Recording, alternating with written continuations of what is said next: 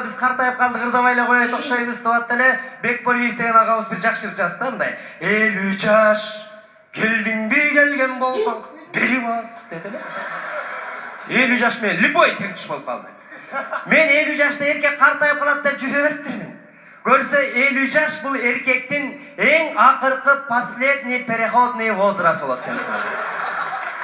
Ошон үчүн 50гө чыгып кутуруп кеткендерге таң калбаңыздар. 60га барганда сулууларга суктанууга акын бар деп эле калат экен. Себеби ырдын текисин карасаңыздар 60 жашка туура келет экен. Мындай го, 20-мда мен мынчалык көппөгөм дейт.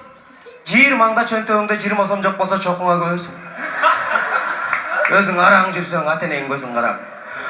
30-мда дагы мен мынчалык көппөгөм дейт. 30-ыңда бала чакалы болуп эки жагың жине албайсаң каяка көбөсүң. 60га чыкканда бала чакан бардын үйлөнүп бөлүп коюп, бизнести жолго салып коюп, акчаны чөнтөккө басып коюп, жыптын ичинде отурат. Болгону возраст өтүп кеткен. Сулууларга суктанууга акын бар деп коюп. Башка вариант жок.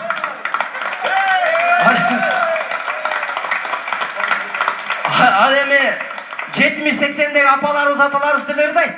Просто алар ырдап атканда биз маани бербейт экенбиз. Булар оюнан чыгарып алып бирдемкен ырдай берет депчи. Көрсө ырдын ырын вот ошо аталар ырдайт экен. Апалар ырдайт экен. Төргө отуруп алып, кулакка тебип, намек менен ырдашат го, байкайсыздарбы?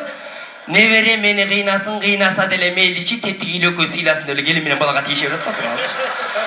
Кудай сиздерди ошондой жашка жеткизсин. Бардыгыңыздарды. Ал эми могу жерде отурган аял затынын бүгүн кадыр баркын көтөрөлү. Аял заты бул дүйнөдө эң бактылуу сиздерсиздер.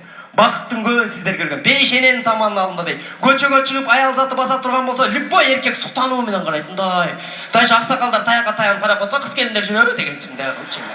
Кандай сонна? Бир айылга келин болуп барып калсаңыздар, целый айыл көчүп келип көрөт. Келин келди деп мындай. Эркек келди, эч ким көрбөйт. Ал эми ошол үйгө келин болуп киргенде көшөгөнүн бурчуна 2 метр жерге келин болуп киресиңер дагы 20 жылдан кийин ошол үйдү целый огородунан бери башкара баштайсың. Кандай сон бирөөнүн үйүн эле басып алган. Ал эми эң биринчи туңуулуңарды жарык дүйнөгө алып келгенде роддомдо бала жытына мас болуп, бала эркелетип жатат экенсиздер. Ал эми эркектер роддомдун айланасында эмнеге мас болгонун билбейм, бири-бирин эркелетип жатып калышы мүмкүн. Кандай бакыт. Барып картайганда төрдүн көркү башта апа-апакай чолук, мына могу апалардай болуп, генерал болуп отуруп калат, армиясы көбөйүп. А эркекчи, мен айткандай жашайсың, мени деген эркек деп коет, үйдө эркек башкарыш керек, эркек деп эле кыйкырып аткан угасың. 60-тан ашкандан кийин любой эркегин качагары болуп калат экен, туугандар. Жанагы генералдын качагары мештин түбүндө эле көмүр салып коюп эле көзүн жылтыратып эле генералды карап эле ашыкча лишний эчтеке сүйлөй албайт. Ал эми жаш кезинде көбүрөөк косяк кетирип алган эркектер генерал жизнь карабай только от чыгат ала шапылган. Генерал олтурат, чекесинен тер чыгып, чайдан ичип, сал көмүрдөн деп коюп. Себеби апалар генерал болуш үчүн булар армия топтойт экен, армияны эркек өзүнө топтоп берет экен. Могу чуркап жүргөн бала чаканын бардыгы бүт апасын сөзүн сүйлөйт, атасын көп деле койгонда, мындай. Байкайсыздар, бүт эле апасын сүйлөй берет да.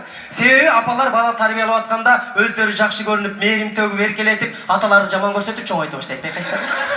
Себеби үйдө бала чака чуркап ойноп атканда апалар ордунан турат да өздөрү жаман көрүнгүсү келбейт. Ай, акырын, чуркаба. Az атаң ойгонуп келсе ширак чакып жүрө турду. Байкуш эркек үйүндө уктап жатып эле жаман көрүнө баштайт. Şu atam жокто кенен ойноп алайын деп дагы нары бери чуркап ойносо, анда да коркутушат экен, бурч-бурчтан чыга калып. Шашпа. Атаң келсин жумуштан.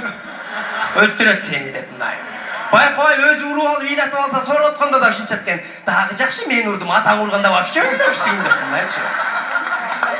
Ал эми 9-10 класста окуп атканда вечерге баргың келет, ким жакын, апаңа чуркап барат экенсиң дагы, апа, вечерге барып келейинчи десе, "Кокуй, угуспа, атаң укса экөөбүздү кошуп соёт" дейт го.